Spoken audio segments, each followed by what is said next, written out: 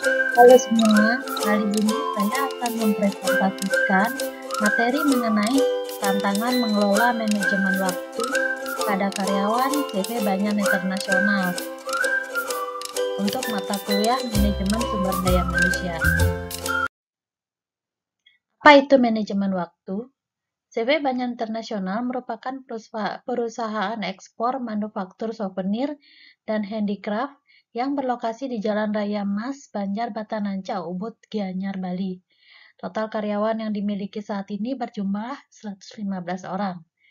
Tingginya angka keterlambatan karyawan dan penyelesaian KPI sesuai dengan deadline menjadikan latar belakang dalam pengambilan topik pada materi presentasi studi case ini.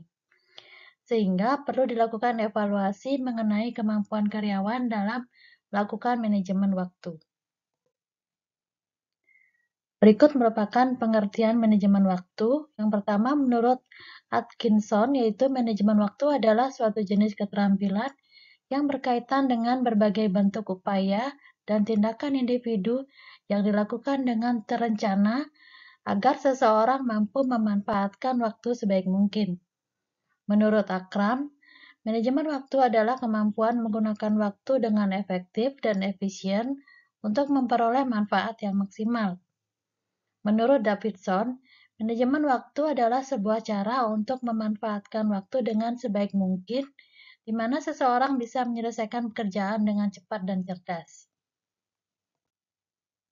Mengapa manajemen waktu itu penting dalam bekerja? Berikut adalah jawabannya. Yang pertama, karena waktu itu sangat terbatas sementara pekerjaan senantiasa bertambah. Yang kedua, manajemen waktu dapat membantu kita bekerja lebih efektif.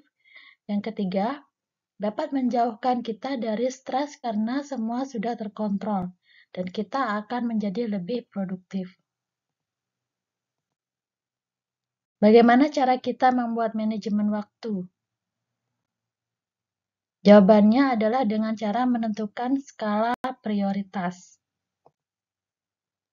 Skala prioritas dapat ditentukan dengan menentukan tujuan, yaitu menentukan kegiatan untuk mencapai tujuan yang dimaksud dengan urutan sesuai dengan bobot kepentingannya.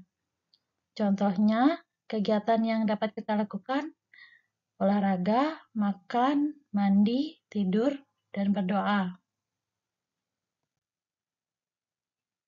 Kegiatan dapat digolongkan ke dalam 4 tahap, yaitu kegiatan yang penting dan mendesak atau important dan urgent.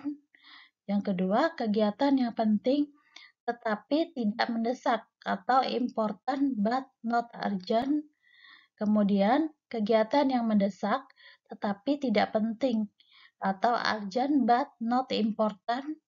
Yang keempat, kegiatan yang tidak penting dan tidak mendesak atau not important and not urgent.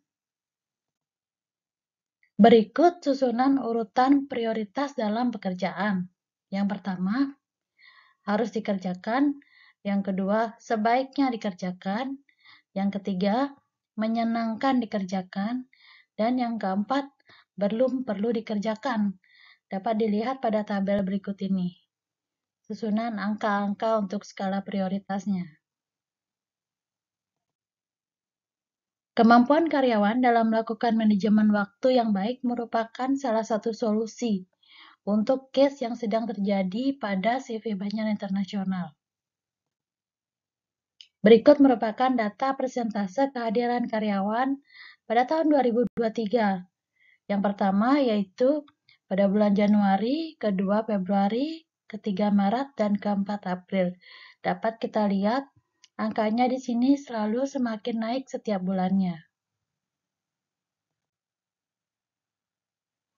Solusi yaitu work smarter, not harder.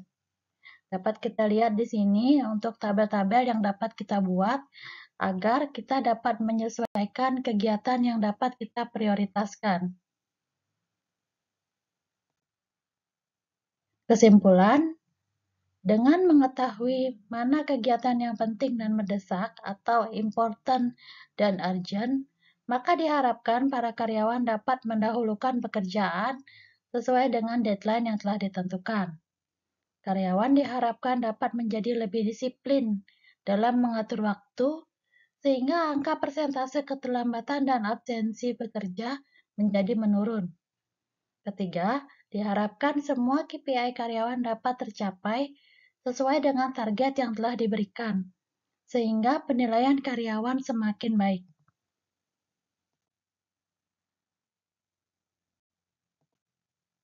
Demikian presentasi saya, semoga dapat bermanfaat.